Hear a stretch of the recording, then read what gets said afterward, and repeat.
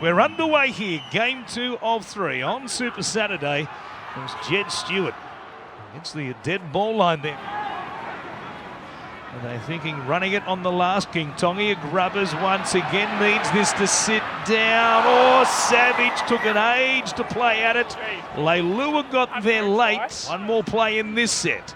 Flanagan comes out to King Tongi again. No kick this time. Fiona beats Timokor and he plants it down, and all the pressure tells on the Canberra defensive line.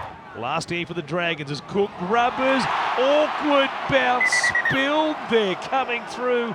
Gula had a play at it, but couldn't clean up. It stays at 6 points to 0. Back underway here, and now 2-on-1. Timokor back on the angle. He crashes in. So hard to stop from close range. Matt Timokor scores for Canberra. Cook comes back to Clemmer once again. His legs driving, steps through 1 or 2 tackles, starting with underneath. They forced a mistake. Clemmer's convinced there was a hand there to rip it out. He's trying to convince Cook. He's pleading a case. And you can see the action of trying to pull it out. I think they'll win this one, the Dragons.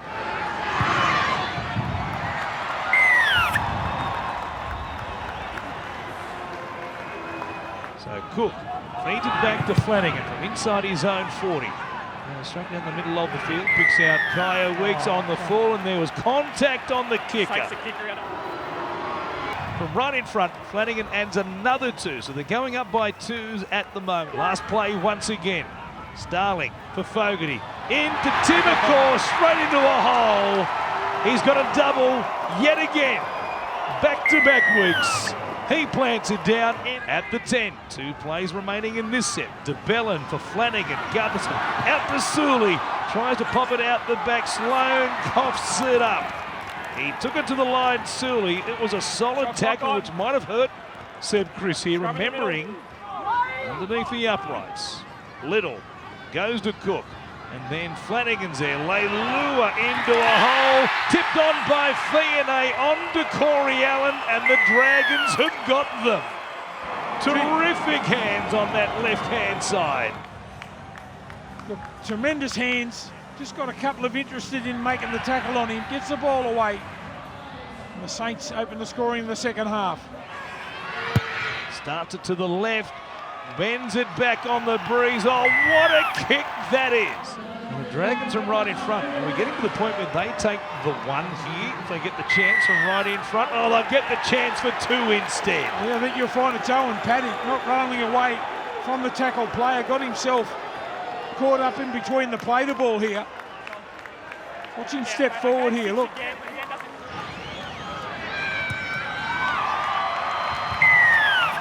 Couple of scores. Paddy out of dummy half. Oh, crash play there. They've turned it over. They'd like to wind the clock back now and take the 2. Well, there's 14-5 errors. 14 errors for the Raiders here this afternoon. Out.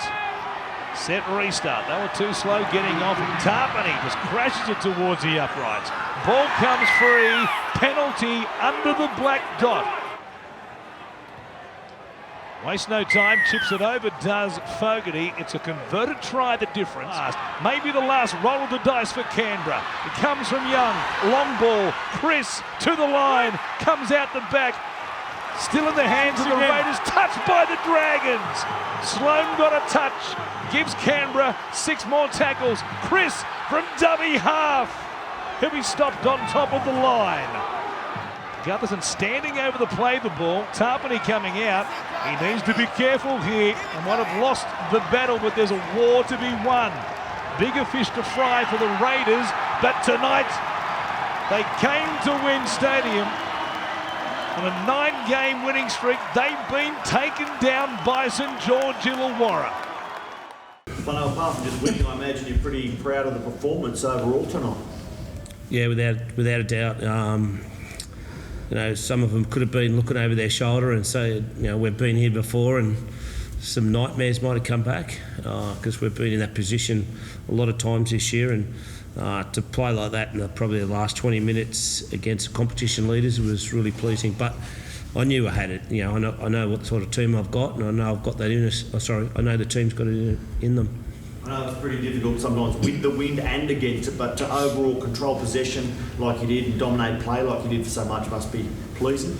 Yeah, we controlled, no yardage errors, you know, really good discipline in that space. Our kicking game was good, our kick chase, you know, all things that you need to really concentrate in wet, slippery, windy conditions. And, you know, not only the conditions, you know, you've got to play against a good footy team as well. So, an outstanding effort from our boys. But they've been up for a couple of months, for a month or so, haven't got the results, but the attitude's there, and some sides don't have what I've got. I've definitely know that I've got attitude, commitment. Yeah, we could do with a bit of class here and there, but we've got attitude and commitment, and I know a lot of other coaches wouldn't be able to say that. Cookie, what about Kyle's goal kicking tonight? There was one down this end, I think, into the wind.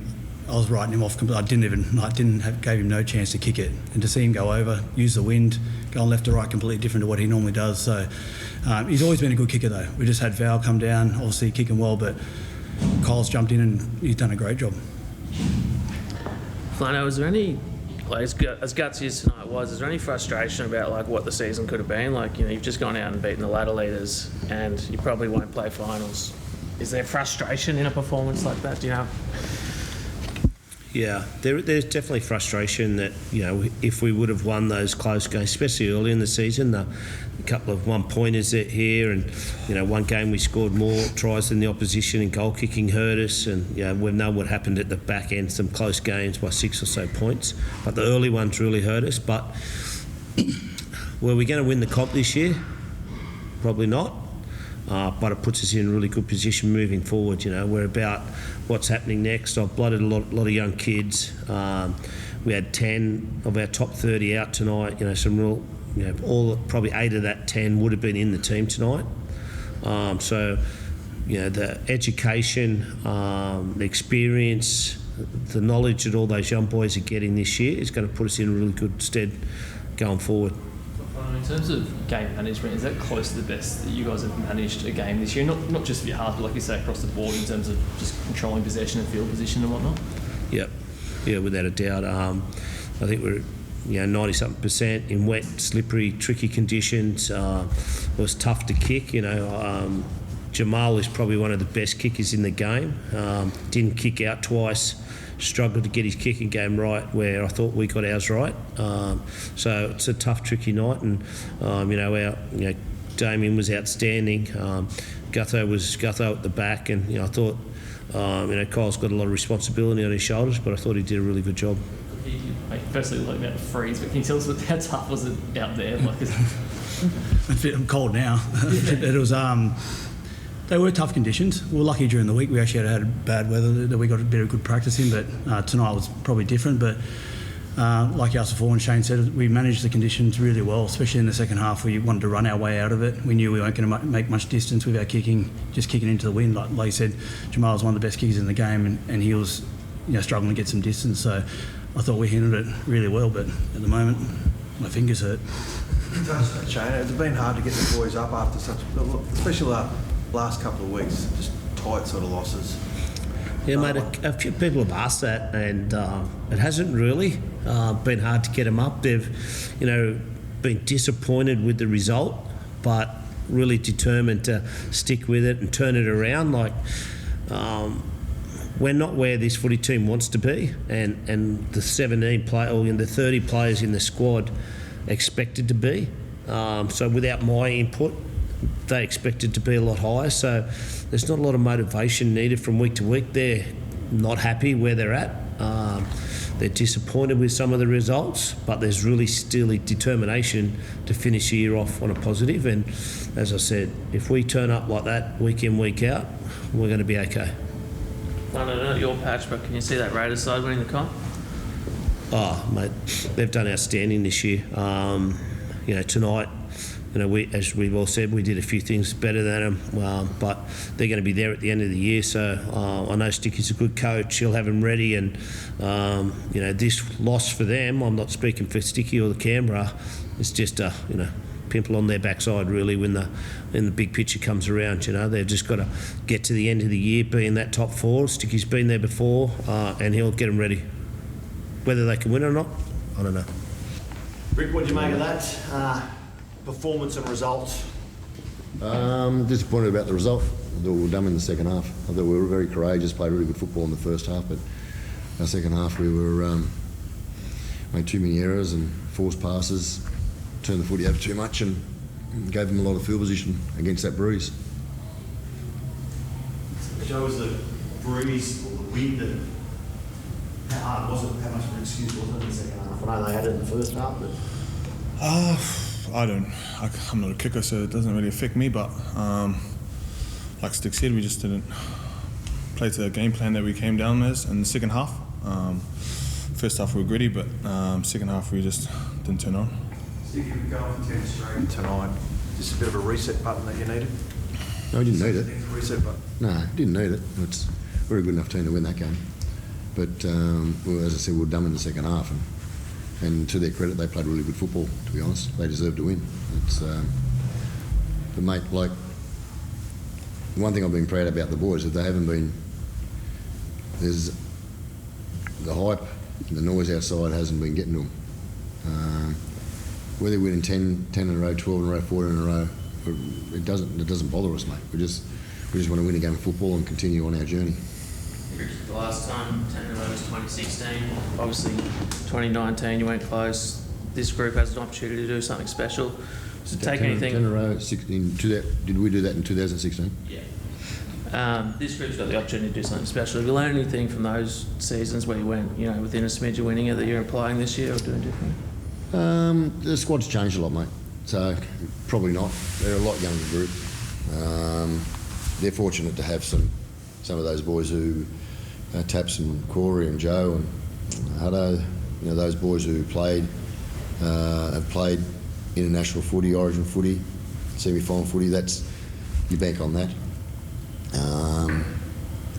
Everything that's happening this year for that other bigger group of younger blokes, everything that's happening this year is massive bonus for the future with the experience they're gaining, learning how to win hard, learning how to win consecutively. It's a big thing for the future of the club. But we've got a squad this year that has the ability to compete and hopefully do something in the playoffs. To look at why they in the second half, was that a case of not playing the conditions maybe, or? I've got my thoughts, and it's something that I've spoken to the team about, and we'll go into it again on review. But we've got a short turnaround, so we won't forget what we've done. But that will be, as you're saying, that'll be a lesson for us all in that second half in regards to how we played. So just how tough were conditions out there, mate? Look, I know you say you're not you're not hitting the ball, but like the driving rain, the wind, how tough was it out there? Yeah, I can't make excuses. That's just, they had to play in the same weather as well. So when we had a chance to get into a field position, we dropped the ball, or we'd kick it out on the full. When we had a chance to earn some good field position, we failed. So then all of a sudden, when you had the opportunity to turn ball into good field position, we turned it over. But they were attacking us. They had a lot of good football. They had got a lot of good field position in that second half against that breeze. And once you're in that 30, 40 metre zone, the breeze doesn't affect you when you're attacking. The club hasn't won a minor premiership since you were playing. Is that something you'll prioritise, or if you get the opportunity to give blokes a rest, you will? Yeah, look, obviously we would love to win the minor premiership. But I don't say this just trying to be vague or naive, but mate, honestly, we just try and keep winning every day of our preparation going into a game, and just try and win every game of football we play. It's really, we're not looking too far ahead. And we can't. I haven't got that experienced squad to be looking too far ahead, because it's still such a tight four. The points with the four, first and second, third and fourth, are still very tight. And I think Penrith won tonight, and 5th and 6th are going to be tight, pushing for a top four. So we don't want to take our eye off now. If you take the eye off the now and worrying about you're looking at down the track, it might be pretty bleak down the track.